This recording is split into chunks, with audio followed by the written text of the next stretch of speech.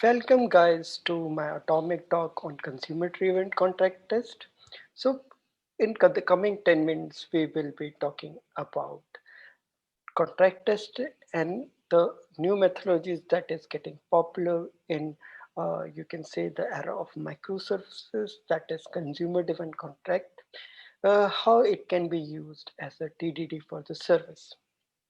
So before we begin, let's have a small introduction of myself. I am Pramod. I have around 9 plus experience in test or automation on various platforms, whether it is mobile, web, or microservices. I am acting as a engineering manager at the Red Croppers. So, in the era of microservices, when each service is communicating with n number of other services, so some point of time you have the urge that we have to mock that service or we have to use the testables, and mostly the advantage that these testables provide is that they they eliminate the, you can say, the unreliability due to network, or it can speed up your test. If I have to go with the definition of testables, I can say that testables is synonym to the stuntables. It's just that the production object that we are using, we are replacing them for the testing purpose. Few most popular terms for the testables are stub, mocks, fake dummy objects. But the problems arises when provider changes the contracts. So when provider change the contract, that can lead to miscommunication between these services. As I was talking about microservices era, where we have a different distributed teams and we are independently deploying those changes in a microservice. So in that case, it can cause us the problem of failing of our systems, because every provider doesn't care about the consumer and you can experience failure. So how to deal with that? So the most popular techniques to deal it with is contract test. What does contract test basically do? You can assume contract test are the set of test cases that hits the real services, get the response, and compare them with the testable. If they are equal or the same, you can say the contract test pass, and we can ensure that the mocks that we are using are validated mocks. So that was the approach for the given solutions. But now I want to, when we mix consumer things in contract test, it is a deadly combination. What that leads to, you can say, consumer driven contract test. So consumer driven contract test, I can say it's a methodology. So traditionally, what used to happen is that provider is the one that was setting the expectations with the consumers.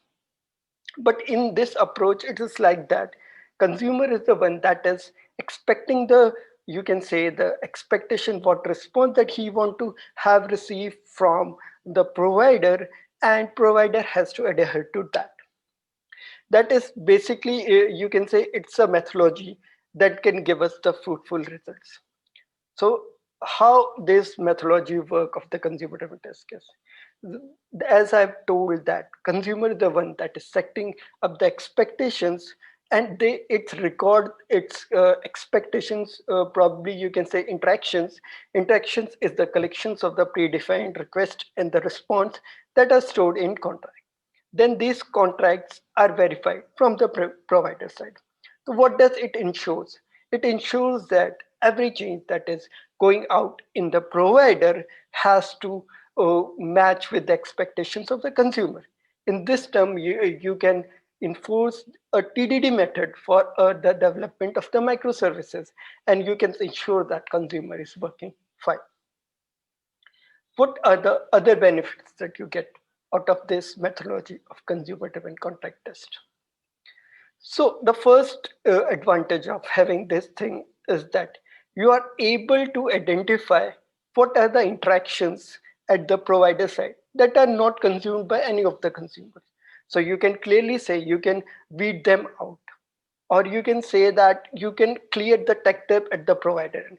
Because in the microservices we have rapid development, rapid change of requirements. In some case there are some endpoints or you get some interaction that are used by none of the consumers, so you can easily weed them out.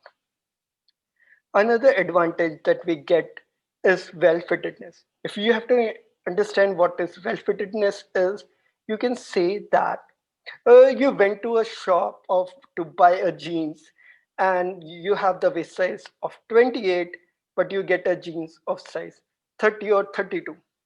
In this case, yes, your purpose is solved for buying the jeans, or you can wear it, but it is not that well fitted. Because same is in that case, as the contracts are decided by the consumer, so consumer can define your you can say interactions that provider has to fill up. There is no such cases that they have to compromise on well fittedness. So let's get into the actions, how we can consumer records the expectations and how it get verified from the provider sense. A few popular tools that are available in the market that solve this purpose are the consumer, are the Pact and the Spring Cloud. Here I have taken the example for the Pact. So it works like that. Consumer center interactions to a mock server and all the request and the response that he need is stored in a contract. That is the basic, you can say, consumer side where it records all the expectation. Second side is how we can verify that expectation. So the, you can say, the contract that has been saved and shared with the, you can say, provider end, what it does it take out the requests and calls to the real provider, and whatever the response that he is getting, it compare with the contracts. So basically, you can say it is a two-way step where we are writing two set of the unit test cases. One is to record all the interactions that consumer is expecting, and on the provider side, we are just verifying those expectation with the provider. So Pact also provide a tool like Pact Broker that's help us to share these contracts between the consumer and the provider. So now, what's the conclusion? When you have to use the consumer driven contract test and when you don't have to use them, where it is like most useful, that we will be discussing. So as I've told that these consumer driven contract test can be used as the TDD for developing the microservice. So if you are doing rapid changes, you have different kind of microservices, then I say consumer driven contract test is best suited for it. Or whether you are working in an environment where consumer is you want your consumer to drive the features that has been developed at the provider end. This is where consumer driven contracts really shine. What I will say, one of the, you can say, if you have a huge number of consumers, then I will say not to go with the consumer driven test case. And the another, you can say, intermediate advantage that you have based on this consumer driven contracts is that whatever the, you can say, the contract that has been generated from the consumer, those contracts can be used in your API end-to-end test cases to speed them or to have the greatest stability of these your API end-to-end test cases. That is the added benefit of it.